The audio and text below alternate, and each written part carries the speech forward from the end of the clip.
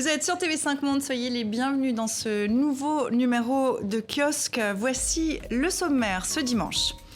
Du travail ou une autre révolution, la contestation s'étend en Tunisie une semaine après la mort d'un jeune chômeur à Kasserine. Comment répondre aux demandes légitimes d'une jeunesse sacrifiée? Chômage, inégalité, pauvreté.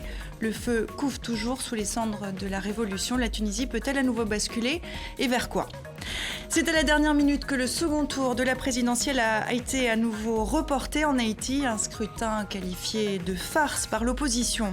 Manifestations violentes contre le pouvoir, colère contre la communauté internationale accusée d'ingérence. Comment Haïti peut-elle se sortir de l'impasse ? Ottawa n'a pas été convié à une réunion de la coalition internationale contre le groupe État islamique, une absence très commentée au Canada. L'opposition accuse le Premier ministre de ne pas traiter la question terroriste avec suffisamment de sérieux. Justin Trudeau va-t-il pouvoir maintenir son projet de désengagement militaire et comment va-t-il traverser cette première crise politique ? Et puis nous verrons de quoi sera faite la 4e révolution industrielle. C'était le thème du Forum économique de Davos. Le club très fermé de l'élite planétaire s'est retranché dans les Alpes suisses pour refaire le monde. Et on en parle avec nos kiosqueurs ce dimanche. Louis Kemayou, président du Club de l'information africaine, tour à tour correspondant des quotidiens camerounais, Le Messager, Mutation, de Radio Vatican et de BBC Afrique, puis directeur de l'information de la chaîne de télévision Télésud.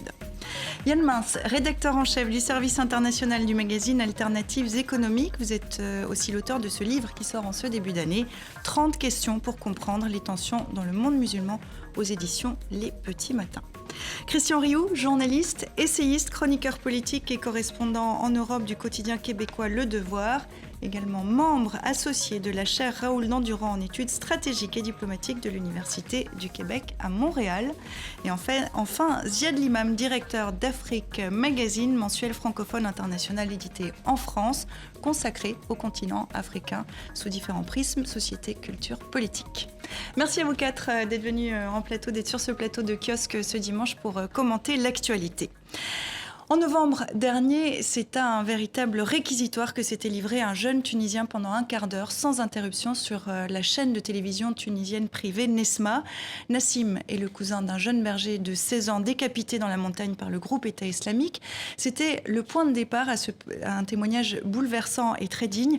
Nassim décrivait ce jour-là la misère des siens, une souffrance vécue au quotidien, le désespoir des jeunes de sa région. Il accusait l'État de les abandonner. Tous les jeunes sont au chômage. On arpente la ville, puis on s'assoit au pied d'un mur à attendre. Alors il arrive que vienne quelqu'un qui vous dise « j'ai du travail pour toi », mais il arrive aussi que personne ne vienne. On est la risée des élèves. Moi, quand je vois un élève, je me sens brisé. Cela me tue. En réalité, j'ai cessé d'être vivant pour dire que cela me tue. Je suis déjà mort. Si je vis, c'est pas pour moi-même, et je parle là au nom de tous les jeunes. Je ne suis pas en train de vivre pour moi-même. Je ne pense pas à construire mon avenir comme le font bien d'autres jeunes. Je vis pour nourrir mon père et ma sœur, à qui je dois assurer les études. Mais je n'arrive pas à le faire, et je n'arrive pas à nourrir ma mère non plus. Nous manquons de ce qu'il y a de plus nécessaire. Et quand je dis le plus nécessaire, je pense à des choses tellement rudimentaires qu'elles ne vous viendraient même pas à l'esprit. Alors, un témoignage qui parlait de pauvreté, de corruption, de peur aussi. Votre réaction tout d'abord, Ziad Limam, est-ce que Nassim représente cette jeunesse tunisienne qui est aujourd'hui dans la rue en Tunisie ? Nassim représente la jeunesse tunisienne qui a été qui n'a pas profité du rêve qu'avait apporté la Révolution et les grands espoirs et les grands discours et l'émergence et le travail pour tous, etc. Ils sont les victimes de cette révolution qui a abouti à une espèce de confusion politico-sociale et économique. Ils sont les victimes du manque d'investissement de l'État, mais aussi des entreprises dans ces régions qui sont traditionnellement les régions défavorisées de la Tunisie, du centre-est, centre-sud, etc. Kasserine est une ville emblématique aussi parce qu'elle est au contact des régions qui sont infiltrées par des maquis djihadistes, de l'affaire du Petit Berger, mais il y a des incidents, pas quotidiens, mais très réguliers. Des militaires sont tués, le mont Chambi n'a toujours pas été récupéré. Donc ils sont vraiment dans une espèce de nasse qui fait qu'ils sont à la fois sous la pression de l'insécurité et des attaques djihadistes, et à la fois les victimes d'un modèle social et économique qui n'a pas changé. Mais d'un autre côté, ils ne sont pas les seuls. Tout ce pays est en attente d'un changement. économiques principalement, et ils sont aux prises avec une société politique qui a du mal à se structurer, qui se divise, qui se redivise. Ils sont aussi dans un pays qui est un peu extraterrestre en ce moment, parce que ils sont plus dans le monde arabe, parce que les Arabes les regardent avec une certaine méfiance. L'expérience démocratique bien réelle, ça plaît pas à tout le monde, ça plaît pas à tous les voisins. Ils sont à côté d'une Libye qui est en décomposition, implosion. Ils sont pas dans l'Europe. Alors on les regarde du côté de l'Europe en se disant peut-être qu'il faudrait les aider. Alors les Français, ils lâchent 1 milliard sur 5 ans, etc.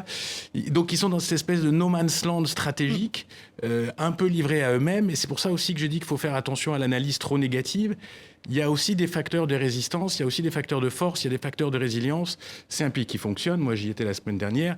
Les écoles fonctionnent, les universités fonctionnent, l'État est encore là. Il n'y a pas de, c'est pas non plus le désastre. Il y a une société civile qui est très forte, une jeunesse qui est très forte, des journaux, un débat. Donc, il se passe aussi quelque chose de positif. Vous parliez de Kasserine. On va y aller. On va vous entendre tous évidemment après, mais je vous propose qu'on aille à Kasserine puisque c'est de là que tout est parti. C'est là que Rida Yahyaoui, 28 ans, est mort électrocuté samedi dernier.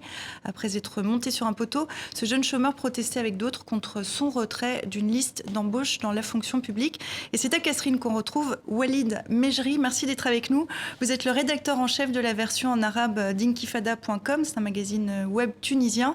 Vous êtes avec nous par téléphone de Kasserine. Donc, le gouvernement vient de lancer un appel à la patience. Est-ce qu'il est entendu à Kasserine, vous trouvez ? Normalement, il n'est pas entendu parce que cet appel répond à des besoins sécuritaires seulement. Il ne répond pas aux véritables besoins des habitants de Kasserine, de la jeunesse de Kasserine qui se protestent pour demander leur droit au travail, leur droit à l'égalité sociale, leur droit à l'égalité régionale. Donc, je pense que l'état d'urgence décrété ou le couvre-feu qui a été décrété ces derniers jours est le seul moyen pour calmer les voix des gens, pour apaiser ce genre de manifestations. Mais les manifestations vont commencer parce que les causes de ces manifestations est toujours là. Il n'y a pas de solution brutale, il n'y a que des promesses, il n'y a que des promesses politiques, des plateaux de télévision pour essayer d'alléger un peu les mouvements sociaux et tout. Donc, je pense que le couvre-feu, c'est le seul moyen pour ce gouvernement pour alléger un peu la colère. Les contestations seulement. Ouais. Inkifada.com fait du journalisme de données. Que disent les données sur Kasserine ? Alors, sur Kasserine, il y a le taux de chômage qui s'élève à 26,2% contre 17,6% à la moyenne nationale. Il y a aussi le taux de mortalité infantile qui s'élève à 23,6% contre 17,8% la moyenne nationale. Il y a aussi le taux d'analphabétisme qui s'élève à 32% à Kasserine contre 12% à Tunis. Le taux de pauvreté, on ne peut pas calculer vraiment le taux de pauvreté parce que toute la région de Kasserine est pauvre. Il n'y a que quelques petites familles qui sont instruites, qui ont de l'argent, qui ont du travail, mais le reste de la population souffre du chômage, souffre de la pauvreté, souffre de l'ignorance de l'État et surtout de l'abandon de l'État de cette région frontalière qui est à côté des montagnes, à côté de le mont Chaambi qui est squatté entre guillemets par l'État islamique et les autres filiales de l'AQMI. Est-ce que vous avez été surpris par ce mouvement de contestation qui est parti donc de Kasserine et qui s'est après étendu au reste de la Tunisie? Ça vous a étonné? Non, bien sûr, aucune surprise parce que janvier, chez nous, en Tunisie, plutôt, janvier, c'est le mois de colère depuis quelques années. Il y a toutes les révoltes, toutes les manifestations sont déclenchées au mois de janvier. Par exemple, il y a les mouvements des étudiants qui sont privés toujours depuis l'ère de Ben Ali, qui sont privés de l'inscription aux universités à cause de leurs activités politiques et syndicalistes. Il y a les autres demandeurs d'emploi qui sont privés de participer à des concours publics à cause de leur participation à des manifestations Oui, donc et des activités on comprend que politiques. on comprend que c'est un mois très, très tendu, parfois en Très Tunisie. tendu depuis quelques années déjà. La révolution tunisienne s'est éclatée fin décembre, mais plutôt au début janvier, qui a marqué l'abandon de Ben Ali de poste de président. Merci beaucoup. Merci pour ce témoignage depuis Kasserine Walid Mejri. Merci à vous et bon dimanche après-midi. On va regarder une pour enchaîner. Le quotidien Le Temps titrait vendredi sur le rêve cauchemar de la révolution. Une partie des Tunisiens se demande où elle est passée cette révolution. Alors je vous pose la question à vous. Où est passée la révolution ? Je crois que la révolution avait deux voies, je dirais. Elle a réussi dans une voie qui est la voie politique pour l'instant, en tout cas institutionnelle. C'est une des grandes réussites de la Tunisie. D'une part, c'est d'avoir réussi à faire adopter une constitution. Alors il y a eu des difficultés, il y a eu des débats extrêmement lourds, des tensions. Il y a eu pendant ce débat, à cette époque-là, des attentats terroristes, mais des opposants assassinés. Mais il y a quand même eu l'adoption de constitution. Et surtout, pour moi, la grande différence avec l'Égypte voisine, c'est qu'il y a eu une alternance. C'était en 2014, les électeurs ont pu dire, au bout de 3 ans de pouvoir d'un gouvernement dans lequel Narda, c'est-à-dire la branche des frères musulmans, était majoritaire, ont pu dire non, on veut changer. Pour moi, c'est la grande force de la Tunisie, c'est d'avoir réussi à faire ça, alors qu'en Égypte, ce sont les militaires qui ont interrompu le processus. En revanche, sur le plan économique, les transformations sont beaucoup plus lentes, beaucoup plus longues. Le modèle qu'avait mis en place Ben Ali, le modèle économique, on ne peut pas le transformer du jour au lendemain, notamment parce qu'il était fondé sur des secteurs à basse qualification et donc à bas salaire, pendant que ce temps-là, le gouvernement formait beaucoup d'étudiants. Donc on a effectivement une main-d'œuvre très diplômée, potentiellement qui peut occuper des emplois qualifiés, mais la réalité de l'économie, c'est qu'il y a beaucoup d'emplois qui sont sous-qualifiés, quand il y a de l'emploi. Par ailleurs... Est-ce que ce sont les bons diplômes aussi aujourd'hui, quand on voit les diplômes qui... je suis tout à fait d'accord avec vous, mais je pense que le problème est plus macro que la formation, il faut refaire la formation, etc. Je pense que la Tunisie est confrontée, comme beaucoup de pays relativement émergents, à un problème de chômage des jeunes, qui est endémique. Louis pourrait vous parler de la situation en Afrique subsaharienne. C'est-à-dire, on est assis sur des cocottes minutes sociales dans tous ces pays, parce qu'en fait, l'émergence, le progrès, la croissance profitent à une espèce d'élite qui était relativement installée déjà et qui continue à s'enrichir. Et par contre, on a un poids démographique, puisqu'on a oublié aussi qu'on a vécu des immenses baby-booms dans ces pays. La population médiane en Tunisie doit être la moitié ou plus de la moitié des gens doivent avoir moins de 30 ans. Donc c'est des gens qui arrivent en masse sur un marché du travail qui est absolument incapable de fournir du travail. Et puis, on ne peut pas non plus exclure les catastrophes externes. Quand on est attaqué frontalement par l'État islamique avec 3 attentats redoutables, un secteur comme le tourisme qui est mis littéralement à genoux, déjà qui ne se portait pas très bien, mais qui est mis à genoux, on parle de, je ne sais plus, on dit des chiffres, 7% du PIB, mais ça veut dire des centaines de milliers de familles, de manière indirecte. Donc la difficulté de la classe politique tunisienne aujourd'hui, c'est qu'ils demandent de la patience. Les jeunes leur disent « Ok, mais donnez-nous des projets, donnez-nous une direction ». Et c'est là que le débat ne se fait pas. Et la deuxième chose, c'est que les jeunes disent « Très bien, donnez-nous de la patience, mais intégrez-nous dans les processus ». Et ça, c'est une autre discussion qu'on trouve souvent. Et c'est pareil avec l'Afrique subsaharienne, c'est-à-dire il y a quand même un espèce de grand frérisme généralisé des classes politiques, de l'argent, etc., qui fait que ces gens jeunes à qui on demande d'être patients, ils n'ont pas leur place réelle dans la société. Le chômage, l'emploi, justement. Alors, comment créer de l'emploi ? Et vite, puisque c'est une urgence. Il faut déjà que les États se remettent en ordre de marche, parce que n'oublions pas que ça va redevenir comme une ancienne, mais on a beaucoup parlé du consensus de Washington. Ce consensus de Washington a fait beaucoup de mal à travers notamment les programmes d'ajustement structurel qui ont fait que l'État s'est désengagé et n'a jamais réenclenché la marche qui lui permettrait d'être ouverture. Et si on se donne l'impression au Nord qu'il suffit de faire une révolution démocratique ou de remplacer les gens par les armes et que cela résoudra tous les problèmes, on se trompe.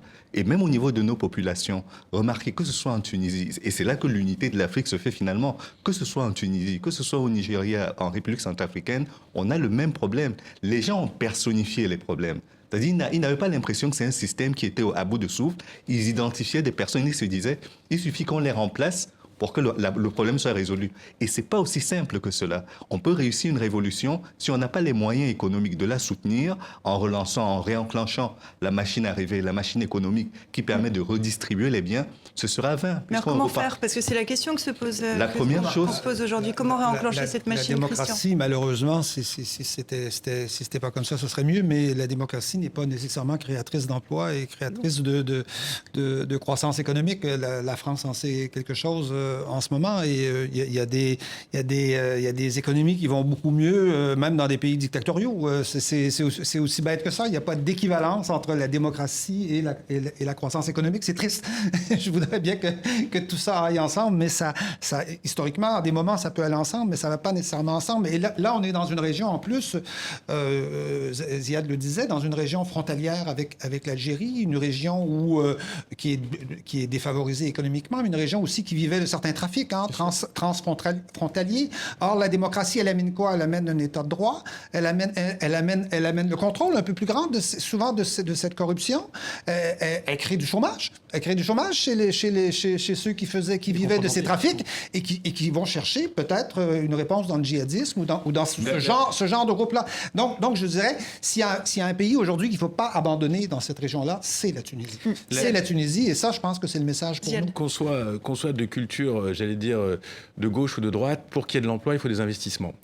En ce moment, en Tunisie, l'investissement national est bloqué parce que les gens ne savent pas vers quoi ils vont. Donc ceux qui ont de l'argent le gardent ou s'achètent des maisons. Il y a un marché immobilier absolument délirant à Tunis. C'est-à-dire qu'on a l'impression d'être sur la côte d'Azur, les villas valent des fortunes, etc. Il faut que les locaux investissent, mais il faut aussi des signaux très forts de la soi-disant communauté internationale par de l'appui aux investissements. C'est-à-dire il faut que l'Europe en particulier, mais les États-Unis qui sont aussi très présents dans cette région, investissent, donnent des signaux, fassent des crédits aux investissements. C'est ce que vient de faire la France en promettant... Mais vous savez, les gens sont très impressionnés. 1 milliard. 1 milliard sur 5 ans, c'est 250 millions d'euros. On est bien d'accord, mais c'est ce genre de signal qui est... Le poids de la dette en Tunisie sur 2016 et 2017, c'est un poids qui va pousser la Tunisie aux portes de la Grèce. C'est-à-dire il y a une espèce de montée de l'endettement qui s'est fait en 2011, 2012, 2013 qui est à payer maintenant. Donc ça, l'État tunisien. Après, il y a un autre risque, c'est la libanisation. C'est-à-dire il y a des gens en Tunisie qui disent nous, on s'en fiche de l'État, il a qu'à se déglinguer. Nous, on va continuer à faire nos affaires, on va continuer à voyager, on va investir, on va faire des îles. Et donc il y a aussi cette espèce de machine qui peut se mettre en place, c'est-à-dire de dissocier en fait la vie publique qui a qu'à se débrouiller et la vie privée. Oui, et puis le dernier point, c'est qu'il ne faut pas juste privilégier l'investissement international, parce qu'aujourd'hui, ce que l'on fait, c'est qu'on est en train de tuer les économies nationales à la faveur des économies portées par les grands groupes. Quelque part, quand même. Non, mais il faut bien que ça vienne de quelque part. Mais quand vous voyez que l'agriculture, par exemple, dans les pays qui ont un grand pourcentage de leur économie dépendant de l'agriculture, est mise en coupe réglée par de grands groupes de l'agro-industriel et que rien n'est fait, ça pose un vrai problème. Donc, on est en train de résoudre aujourd'hui un problème en créant des dépendances. Regardez le Nigeria, par exemple. C'est la première économie en termes de produit national brut en Afrique, mais qu'est-ce qui porte l'économie nigériane si ce n'est le pétrole? Et donc derrière, il n'y a pas de produits intermédiaires qui permettent de tenir et de faire en sorte que la dépendance vis-à-vis de l'extérieur soit la plus faible possible. Et ça, c'est un problème. Yann, moi, je reviens sur la question de la nature des emplois. Je crois qu'il faut, pour employer les diplômés, qu'il y ait une montée en gamme de l'économie tunisienne. Et elle part de très loin, puisque le régime Ben Ali avait voulu avoir une spécialisation sur les bas salaires, donc ces emplois peu qualifiés. Faire monter en gamme une économie à toute vitesse est extrêmement compliqué. Par ailleurs, on est dans une région, le Maghreb, où les frontières économiques sont très fermées. Les pays du Maghreb font très peu d'affaires entre eux. Il pourrait y avoir plus de commerce, pas seulement de la contrebande, entre l'Algérie et la Tunisie. Il pourrait y avoir plus de commerce avec l'Égypte, mais c'est très compliqué de faire du commerce. Ces pays sont extrêmement fermés. Ils sont concurrents. Et par ailleurs, en plus, il y a le problème libyen. On a une zone d'instabilité énorme aux portes de la Tunisie. Tout ça rend le contexte pour des investisseurs étrangers extrêmement peu attractif. C'est évident que ça sera très long. Je vous rappelle qu'on ressort, c'est pas moi qui le dis, c'est la Banque mondiale, d'un régime Ben Ali qui pratiquait le capitalisme de copinage. Ça reste à bien des égards. Et moi, je suis très frappé par le fait que Ennahda, qui a été au pouvoir entre 2011 et 2014, est arrivé sans programme économique. Voilà des gens qui ont été dans l'opposition pendant des décennies et qui n'avaient aucun programme économique. Et je vous propose de terminer là-dessus sur ce dessin qu'on va regarder ensemble, puisqu'il pose lui aussi un autre problème. Voilà ce que nous dit aujourd'hui Willis from Tunis. C'est ce chat espiègle qui était devenu l'un des visages de la Révolution il y a 5 ans. Il faut que je trouve un travail pour gagner plus d'argent, pour payer un bakshish à un fonctionnaire pour qu'il me donne un travail. Votre réaction pour terminer sur ce thème? Mais je pense que, encore une fois, ça c'est la vérité. Il y en a une autre aussi. C'est un pays qui a quand on y passe du temps, il y a de la vitalité, il y a de la créativité. C'est pas encore en particulier au niveau de la société politique, c'est pas encore traduit dans les faits, mais il se passe quelque chose. Excusez-moi, un pays arabo-musulman où on parle de la question de la dépénalisation du cannabis ou de la dépénalisation de l'homosexualité, c'est la révolution.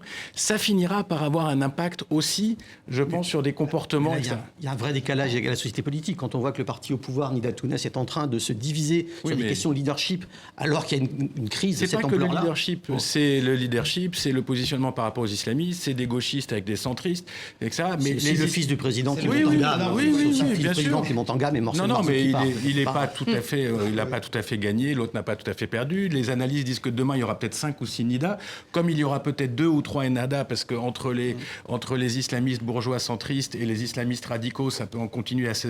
Donc moi, je pense que ça va continuer à bouger beaucoup.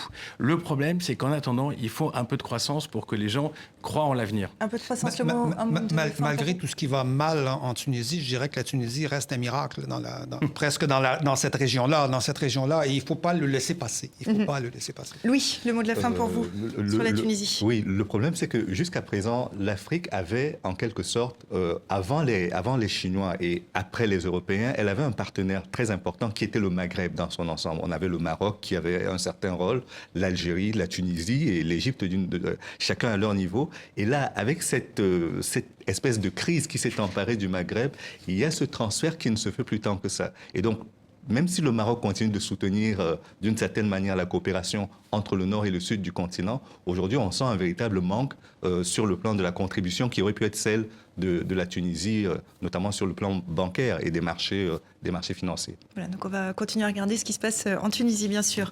On part maintenant à Haïti, en Haïti, où la semaine a été longue. On va la prendre à rebours. Vendredi, les élections ont été annulées. Jeudi, pourtant, le président indiquait qu'elles auraient bien lieu, malgré la multiplication de manifestations violentes et malgré le refus de participer de l'opposition. Le retrait de Jude Célestin de la course à la présidentielle, ça c'était lundi. On l'écoute.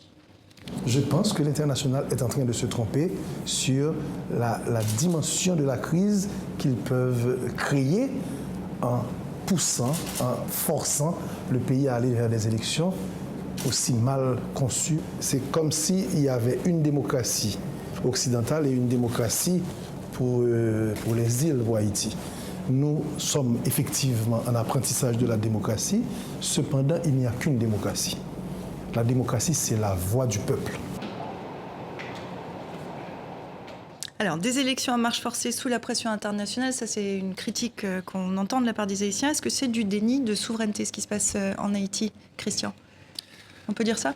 On a un peu cette impression-là, c'est-à-dire qu'on a eu un tremblement de terre catastrophique. Les priorités d'Haïti, c'était pas de rétablir la démocratie rapidement, immédiatement, tout de suite, mais ça a été, je dirais, le point de ralliement de toute l'aide internationale. Alors qu'Haïti, vous savez, la démocratie dans un pays où il n'y a pas d'État, je ne sais pas trop à quoi ça sert. Et le problème d'Haïti, c'est l'absence d'État. Il n'y a pas d'État en Haïti. Il y a à peu près pas d'État en Haïti. Et je dirais que depuis des années et des années, toute l'aide internationale s'évertue à aider Haïti de toutes les façons possibles et imaginables, sauf en l'aidant à consolider son État et à fabriquer un État qui ne sera peut-être pas suffisamment démocratique, qui ne sera peut-être pas parfaitement démocratique, mais il y aura un État.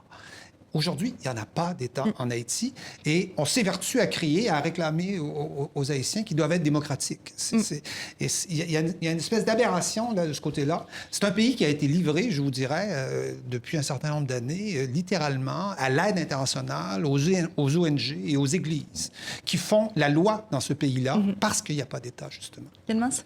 Moi, je ne crois pas qu'un État peut se construire par des interventions extérieures. Je ne crois pas à ça. Je crois qu'on peut aider, on peut contribuer, on peut donner un coup de main, mais très honnêtement, en Haïti, ce qui est désespérant, j'ai rarement vu des élites politiques aussi égoïstes et aussi coupées du reste du pays.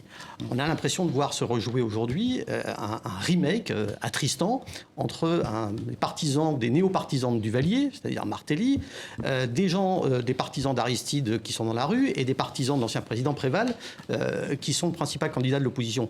Et là-dessus, chacun, parce qu'il y a une invraisemblable quantité de partis en Haïti, des coalitions qui se font et se défont, et chacun manipule plus ou moins des bandes dans la rue, parce qu'on voit bien que dès qu'il y a un peu de contestation, il y a des incidents, et c'est pas uniquement des incidents avec des manifestants pacifiques qui sont réprimés par la police, c'est aussi des bandes qui descendent, qui sont payées pour ça, etc. Chacun a ses petites milices, le plus accablant, les plus connus étant les fameuses chimères du temps du président Aristide, mais on a l'impression que la classe politique s'évertue à jouer un rôle, je dirais presque mafieux dans un certain nombre de cas, et que ça donne le résultat d'aujourd'hui. Je ne crois pas que nous pourrons, l'aide internationale, les pays occidentaux, quelle que soit la bonne volonté, quel que soit l'argent qu'on déversera, faire l'État haïtien à la place des Haïtiens. En revanche, on peut effectivement amener l'aide internationale à de mauvais endroits. On peut faire des pressions à de mauvais endroits. Il n'est pas question de dire que l'aide internationale est parfaite. En revanche, dire que l'aide internationale doit construire l'État haïtien, je n'y crois pas. On en a parlé plusieurs fois sur ce plateau, c'est qu'est-ce qu'on fait quand on a affaire à ce que les Américains appellent un failed state ? Parce que techniquement, on est un État failli, là, et pas que financièrement. C'est un État failli au sens de ses institutions, de sa dévolution du pouvoir, les alternances, la classe politique. Il n'y a rien qui fonctionne. Plus le tremblement de terre. Donc, quelle peut être l'attitude raisonnable et cohérente de la communauté internationale par rapport à Haïti ? Est-ce qu'il faut les inciter à aller seuls ? C'est la même chose par rapport à la Centrafrique, c'est la même chose par rapport à la Somalie, c'est la même chose par rapport à plein de pays comme ça. Moi, ce qui me frappe, d'abord, je pense que c'est jamais très bon d'avoir une tutelle absolue.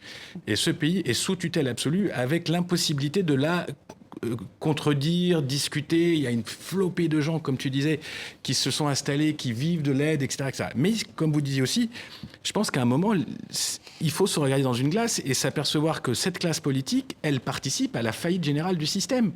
Et des gens comme Martelly ou des gens comme... Mais donc on s'est souvent posé la question aussi des solutions. Quelles solutions pour Haïti ? Donc Haïti, c'est un pays dont on nous dit il y a des amis qui sont les États-Unis, le Canada, la France. Des amis trop présents. Les Haïtiens, ils votent, ils s'en vont. Ceux qui peuvent partir, ils s'en vont. Il y a une communauté haïtienne aux États-unis, au Canada, qui est d'une vivacité absolument incroyable. Donc c'est ça la solution, c'est de quitter.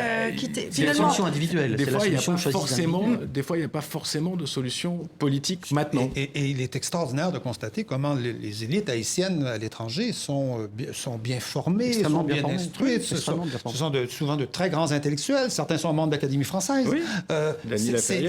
C'est absolument inimaginable de voir la qualité quelque part des élites intellectuelles haïtiennes, mais elles sont toutes à l'étranger, elles sont toutes à l'extérieur, à Montréal, à New York, à Miami. Est-ce que Pardon, allez-y. En gardant un attachement au pays. C'est-à-dire, c'est comme l'histoire de la diaspora pour le continent africain, où on vous explique qu'aujourd'hui, quand on prend l'aide internationale qui est déversée sur l'Afrique et qu'on la compare avec juste les transferts des migrants, on a souvent 2 voire 3 fois plus d'argent qui vient de la diaspora que de l'aide publique au développement. Et c'est à peu près la même chose pour Haïti. Et Haïti, aujourd'hui, pour ne rien simplifier à la situation, a aussi un problème de positionnement. Est-ce que c'est un État américain? Est-ce que c'est un État africain? Beaucoup la considèrent comme la première république noire, ce qui est le cas. Haïti a fait la démarche pour intégrer l'Union africaine, tout en restant dans la Confédération des États de la Caraïbe. Et il y a tout ce positionnement géopolitique qui devrait finalement être clarifié également.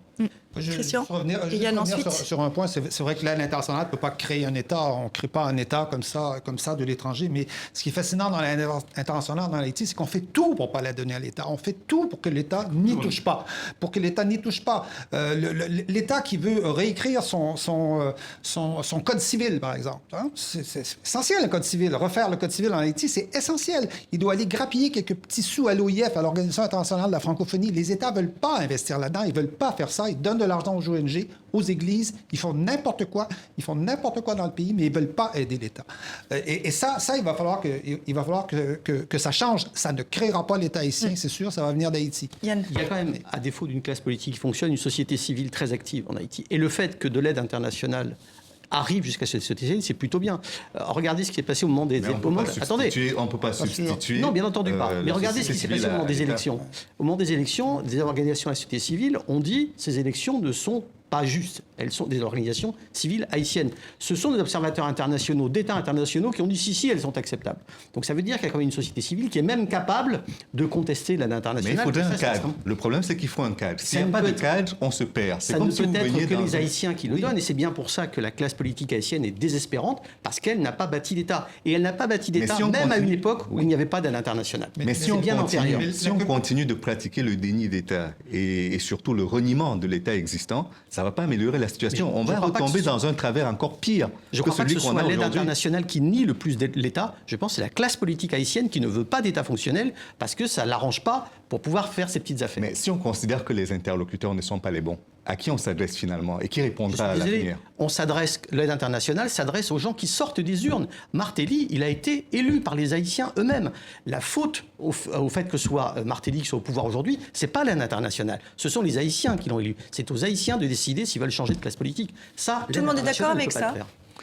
La réponse ne peut être que haïtienne. C'est presque une évidence, c'est même une lapalissade. Mais ce que je veux dire, c'est qu'on est dans un cas de figure, encore une fois, où quand on parle de l'État fort, comme Obama l'avait exprimé au Ghana et bien avant cela en Égypte, ce qu'on veut dire, c'est que l'État, en tant que représentation intégrée par des élus, ne vaut rien parce que ces personnes-là n'ont pas de légitimité. Regardez comment ils sont brocardés sur les antennes à l'international. Donc, on considère qu'ils ne sont pas les bons interlocuteurs et qu'il faut blacklister et passer directement au discours avec les ONG internationales, avec les ONG nationales qui sont portées par les ONG internationales. À partir de ce moment-là, il y a mal donne, puisque ce n'est pas eux qui répondront. Ils n'ont aucun mandat électif pour répondre au nom du pays. Christian? Et malheureusement, c'est à eux qu'on fait toute la confiance. Absolument. Les ONG décident de tout, absolument de tout en Haïti. Comme je vous dis, même l'État, il n'est peut-être pas très légitime, il est peut-être corrompu, c'est peut-être pas les bonnes personnes qui sont là, mais l'État, dès qu'il veut avoir quelques sous d'aide, il doit aller grappiller ça un peu partout, alors que les ONG sont pleines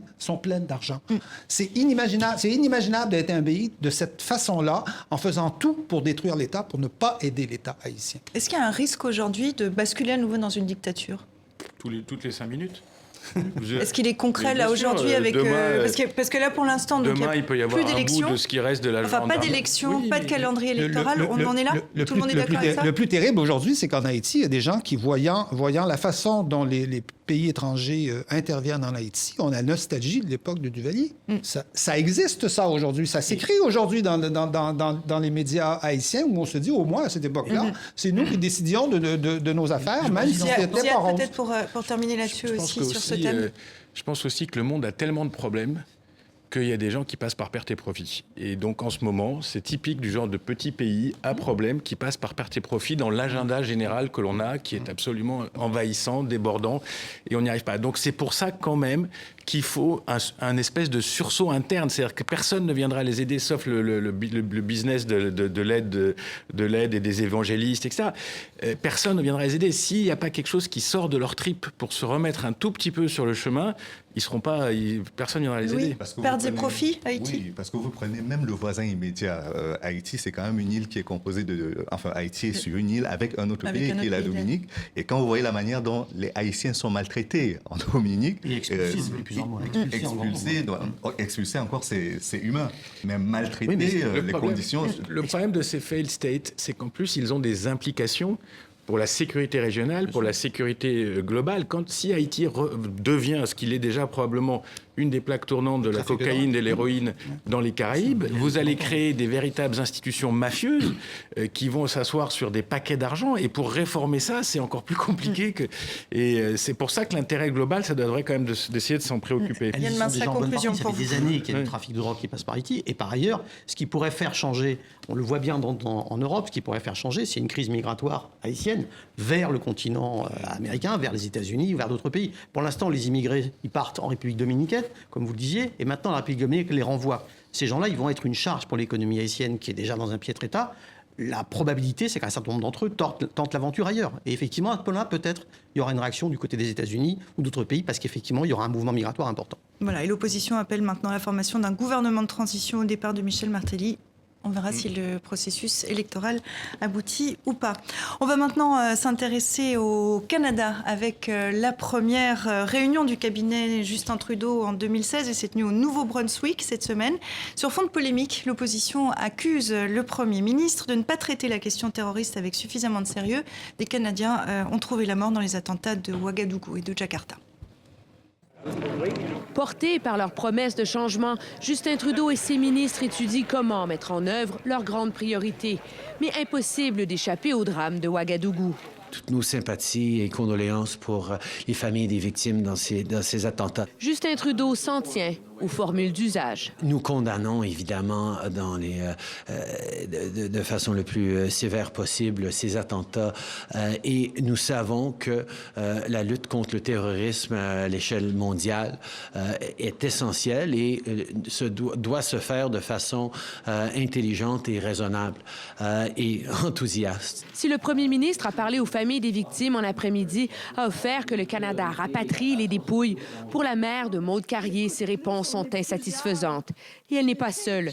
L'opposition conservatrice revient à la charge et demande au gouvernement libéral de maintenir les CF-18 au sein de la coalition contre le groupe armé État islamique. We've been calling on Prime Minister Trudeau to keep our CF-18s in the coalition, bombing ISIS in Iraq. Or, malgré le carnage dans les rues d'Ouagadougou, malgré la montée de telles attaques dans des pays pourtant stables, pour le ministre de la Défense, pas question de reculer sur l'éventuel retrait des avions de chasse canadiens. Le Canada doit encore consulter ses alliés avant de définir la suite de la mission. Ils ont tous des idées sur ce que le Canada pourrait faire maintenant.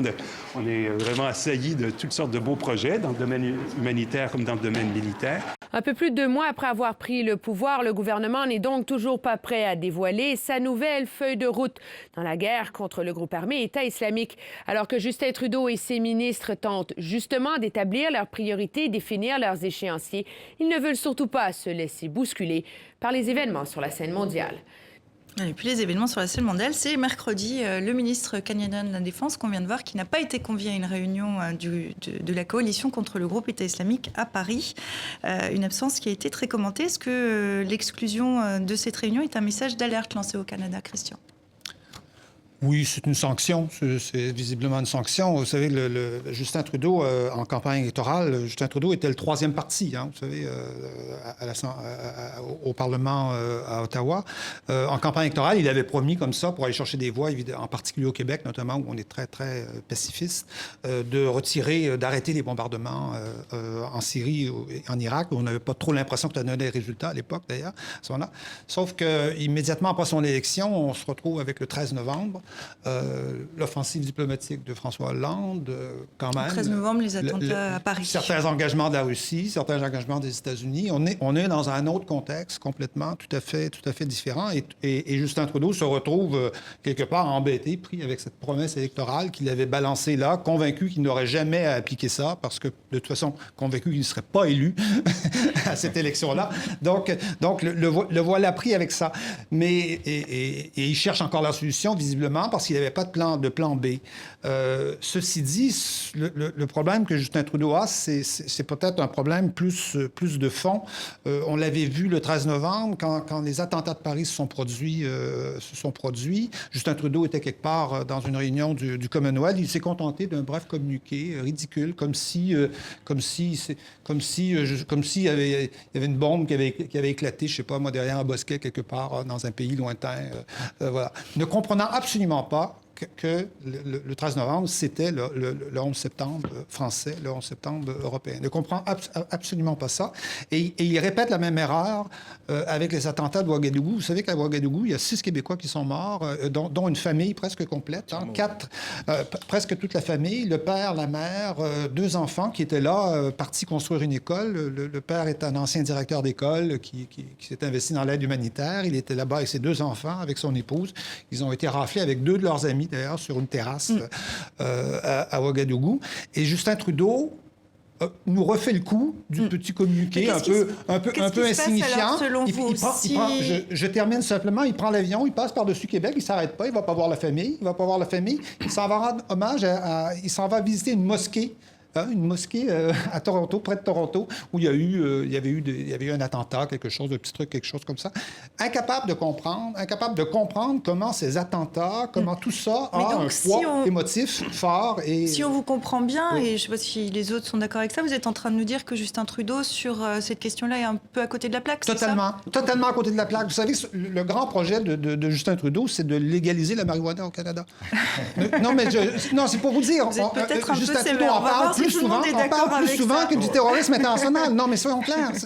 Yann Mintz. Il me semble qu'il y a 2 choses différentes. D'abord, il y a un paradoxe à demander, après des attentats commis par Al-Qaïda au Maghreb islamique, en tout cas revendiquée par l'AQMI, à Ouagadougou, d'aller bombarder l'État islamique, qui est la branche rivale du mouvement djihadiste en Syrie et en Irak. Pour Jakarta, d'accord, mais pour Ouagadougou, il n'y a pas de lien avec ce qui se passe en Syrie et en Irak. Par ailleurs, l'argument de Trudeau, je ne sais pas si c'est un argument qu'il a trouvé récemment pour se débrouiller avec ses promesses de campagne ou pas, son argument, c'est de dire les bombardements, c'est pas ça qui va permettre d'éradiquer l'État islamique en Syrie et en Irak. Ce qu'il faut, c'est les troupes au sol. Ce que disent tout un tas d'analystes militaires. Et donc, les troupes au sol, nous, Canadiens, nous allons participer à leur formation. Le problème, c'est que les gens que forment actuellement les Canadiens, le Canada, les conseillers canadiens sur place, ce sont les combattants kurdes irakiens. Pas de chance pour Justin Trudeau. Cette semaine sort un rapport d'Amnesty International qui explique qu'une des premières choses que font les combattants kurdes irakiens quand ils conquièrent une région sunnite, c'est de raser des villages arabes. Donc effectivement, comme allié pour les troupes au sol, et notamment singulièrement pour le Canada, dans la reconquête des territoires arabes sunnites sur l'État islamique, c'est pas une très bonne option. Mais la lutte contre le terrorisme, on est peut-être d'accord avec ça. Ça peut pas être que des bombes, non plus des bombardements. Lui peut-être propose autre chose, il réfléchit à une autre solution. D'abord, je trouve que Christian l'a bien avoiné là, mais je pense qu'on pourrait quand même, lui donner un tout petit peu de temps. Il a été élu. Moi, je connais pas la politique canadienne dans le détail, donc j'écoute Christian avec attention, mais il a été élu sur une plateforme de rupture. Avec l'ordre ancien, avec les conservateurs, avec ce qui se faisait depuis 10 ans au Canada, etc. Donc, il ne peut pas décemment, enfin moi, encore une fois, je ne suis pas un politique, mais il ne peut pas décemment, du jour au lendemain, dire à tous ces électeurs qui l'ont poussé dans le bureau du Premier ministre, « Ah ben non, finalement, on va faire partie de la coalition, on va bombarder, etc. etc., etc. » Deuxièmement, il est jeune, il n'est pas forcément très expérimenté, il débarque en pleine crise globale. Donc, laissons-lui peut-être un petit peu de temps. Troisième point, tous les pays sont confrontés à cette question essentielle de comment répondre à la menace de l'État islamique et avec quels moyens militaires. Quand on regarde la France qui a dit on va attaquer l'État islamique, on va attaquer l'État islamique, on est quand même toujours avec nos 5 rafales à tourner en rond au-dessus du ciel en Syrie. Et ça n'a pas changé significativement le rapport de force au sol. On n'a pas détruit l'État islamique. Donc, quand on dit la coalition, venez, il faut se mettre à leur place. C'est des gens qui vont prendre des risques, c'est des gens qui vont mettre du matériel, des moyens, etc. Pour quel résultat ? Donc je pense que tout ça est un peu complexe. Ceux qui ont les clés, comme d'habitude, c'est vos voisins du Sud, les Américains, qui ont les moyens militaires, techniques, à pied, debout, en l'air, drone, etc. Et c'est d'eux que vient normalement le signal de la stratégie militaire qui pourrait, d'abord ceux qui ont mis le souk, donc ils pourraient en particulier avoir une réponse plus claire. Oui, on ne vous a pas entendu encore. Oui, non, mais une chose est certaine, c'est que peut-être que son ministre de la Défense, en raison de son accoutrement, n'était pas le bienvenu dans les rencontres non plus. Hein. Vous avez vu à quoi Alors attention, il est éthique et au contraire, ça a été vraiment souligné. Un gouvernement très ouvert, etc. On a compris que c'était une blague. C'était pour attirer l'attention sur son appartenance identitaire. L'autre chose que je voudrais dire, c'est qu'on n'est pas tous obligés d'avoir la même solution face à tous les problèmes du monde. Je pense qu'il y a quand même un organisme sur cette planète qui s'appelle le Conseil de sécurité des Nations Unies et qui a, au sein des Nations Unies, la compétence pour prendre ce type de décision et que c'est finalement à lui que devrait revenir. Quand Barack Obama a été élu, l'une des choses qu'il a faites, c'était cela également. On va se désengager, on va fermer Guantanamo, on va pratiquer le leadership par l'arrière, davantage de multilatéralisme. On n'en est malheureusement pas là, mais c'est quand même un chemin qu'il faudra finir par suivre à un certain moment. Votre réponse, Yann Mince, et puis on conclura avec Christian Rioux. Le Conseil de sécurité est complètement divisé. Ce que veut la Russie, qui est membre permanent du Conseil de sécurité, c'est garder Bachar al-Assad au pouvoir. Et on voit bien que depuis que la Russie bombarde en Syrie, elle ne bombarde pas tellement l'État islamique. Elle l'a fait un peu après l'attentat de l'avion du Sinaï. Ce qu'elle bombarde, ce sont les autres mouvements opposés à Bachar al-Assad. Donc, effectivement, il n'y a pas de stratégie commune du terrorisme. Alors, on ne va pas repartir sur ce débat-là, parce qu'on va revenir sur le Canada. Rapidement, d'un mot pour terminer, Christian, sur le Canada. Il est vrai, on l'a dit, que Justin Trudeau a été élu pour rompre avec la politique du gouvernement de Stephen Harper, et il est en train de le faire dans certains domaines, notamment dans l'environnement, je crois. Ceci dit, sur la question de la Syrie, on a beaucoup plus le sentiment que le gouvernement canadien s'exclut du problème, plutôt que de changer d'opinion, plutôt que de changer de stratégie. Sa nouvelle stratégie, on ne la voit pas, mais on voit qu'il s'exclut du problème. Mais ne négligeons pas le fait qu'il y ait qu'il existe un exceptionnalisme canadien, oui, bien sûr. avec une réticence à s'intéresser au monde au Canada où l'information internationale est relativement nulle. Et je termine en disant que ce que les Canadiens attendent quelque part, c'est la fin de la campagne électorale. Les Canadiens n'ont pas vu se terminer la campagne électorale. Justin Trudeau continue à faire des selfies avec de futurs électeurs, on ne sait pas de quand, sans arrêt, en permanence, alors qu'ils n'ont pas vu la nouvelle stratégie et ils n'ont pas vu ce que cette rupture-là amènerait. Alors quand même, et l'exemple de la série, très rapidement d'un mot, Ziad, pour terminer, il faut qu'on avance. Donnez-lui un tout petit peu de temps, peut-être. Vous êtes sévère, là, ça fait 2 mois et demi, je sais pas, 3 mois. On va lui laisser le temps d'arriver. Vous savez, les 100 jours chez nous, les 100 jours approchent. Si c'était possible de formuler des politiques cohérentes sur la Syrie et l'Irak aujourd'hui, je ne sais pas qui les formule de manière cohérente. Donc ça sera la conclusion. On laisse le temps à Justin Trudeau et à son gouvernement de s'installer, puis on aura l'occasion d'en reparler dans Je sais bien qu'on est sur une chaîne francophone, mais le Canada, c'est pas le centre de la guerre en ce moment. Donc c'est vrai que ça peut leur donner un peu de temps. Non, mais ça n'excuse pas le Canada de s'exclure des discussions. Et on y reviendra dans d'autres émissions, Christian. On y reviendra et on aura l'occasion de vous entendre. On pourra refaire la même si vous voulez, mais je pense qu'il va se passer d'autres choses, on pourra avancer. Moi, je vous propose qu'on termine cette émission en s'intéressant à un autre type. On a commencé par des révoltes, des révolutions. Une autre révolution, c'est la 4e révolution industrielle. C'était le thème du forum de Davos cette semaine. Après la machine à vapeur, l'électricité, puis les ordinateurs, on est aujourd'hui dans un monde connecté, celui de l'intelligence artificielle, des imprimantes 3D, des nanotechnologies. Ça veut dire que les frontières entre l'être humain et le robot sont en train de disparaître, avec un impact sur l'emploi parce que les robots sont en train de remplacer nos boulots dans l'économie réelle. Et aussi l'impact social sera très important parce que ce qui se passe maintenant se passe avec une vitesse que l'on n'a jamais vue dans l'histoire. En clair, ces changements devraient créer 2 millions d'emplois dans les 5 années à venir, mais surtout en faire disparaître 7. Bilan, 5 millions de personnes perdront leur job dans les principales économies mondiales. Et pas que dans l'industrie. Les services ou les administrations sont désormais en première ligne. Les défis de demain sont donc la formation, l'aménagement du temps de travail, la répartition des richesses. On n'y échappera pas. Alors, les avancées dans le domaine de l'intelligence artificielle, de la robotique, d'Internet, de l'impression 3D, de la nanotechnologie, de la biotechnologie démultiplient les chances, elles démultiplient les risques globaux aussi. À qui profite cette 4e révolution industrielle? C'est la première question qu'on va se poser. Elle doit normalement profiter à tout le monde. C'est pas... Quand vous regardez sur le continent africain, on a l'habitude de dire qu'on a raté la révolution du téléphone filaire, mais qu'on est en train de réussir celle du téléphone mobile, vu qu'aujourd'hui, on fait de la banque par le mobile et que c'est une vraie révolution en soi. Il y a des bornes qu'on n'installait pas.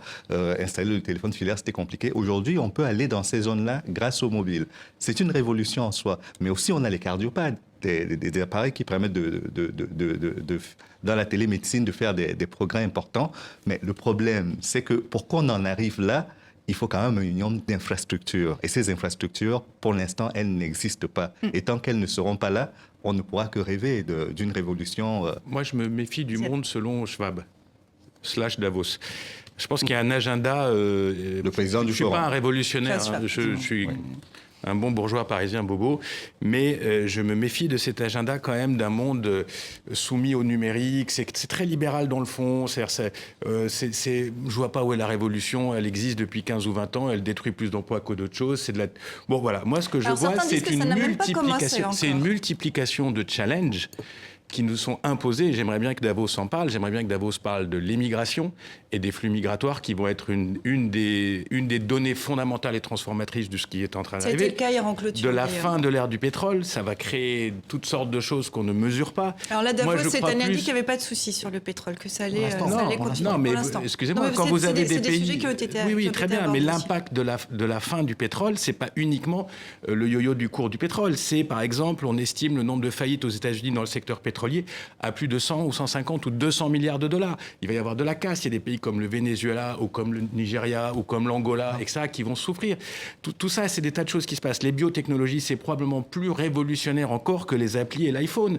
Ça va bouleverser notre rapport au vivant, etc. Tout ça est en train d'arriver en même temps. Moi, c'est ça que je trouve frappant. C'est qu'avant, on avait un peu le temps de gérer les chocs parce qu'on avait un choc presque à la fois. Maintenant, on a une espèce de multitude de chocs. La multiplication des conflits localisés, c'est une catastrophe. Je veux dire, on a un conflit au Moyen-Orient, les conflits en Afrique, tout ça, ça échappe un peu au contrôle. Et on a le docteur Schwab qui nous dit c'est génial, il y a la 4e révolution numérique et on va tous très bien se porter avec nos iPhones et on pourra tous avoir des formes. Et vous soulevez un problème, Ziad, c'est que vous le disiez vous-même, ça va très vite. Est-ce que ça va trop vite? Très vite. Est-ce qu'on arrive à suivre? Parce qu'il y a des questions de sécurité informatique qui se posent, qui peuvent poser de vrais problèmes plus graves peut-être que la Syrie et l'Irak. Est-ce que ça va trop vite? Est-ce qu'on est dépassé? On n'a pas le choix. On n'a pas le choix. Très honnêtement, le progrès technologique fait qu'on est obligé de s'adapter. Moi, je me demande toujours qu'est-ce qui se serait passé si on avait eu un Davos au moment de l'invention de la machine à vapeur. Est-ce qu'on aurait pu faire des prédictions sur ce qui allait se passer? Non, on se serait vraisemblablement trompé parce que c'est très compliqué de faire de la prédiction. Et moi, je suis toujours étonné dans le décalage à Davos entre ce qu'on raconte sur la futurologie, sur ce qui va se passer d'ici 20 ans, 30 ans, etc. et la réalité des conversations dont on a l'impression qu'en fait, on parle de la crise des réfugiés en Europe, on parle de la croissance chinoise, on parle du prix du pétrole. En fait, on parle de choses dans les couloirs qui sont beaucoup plus immédiates et en tribune, de choses qui sont lointaines, etc., sur lesquelles on fait de la spéculation. C'est très joli, mais très honnêtement... S'il fallait faire la liste des révolutions que Davos nous a annoncées, j'imagine qu'on en aurait...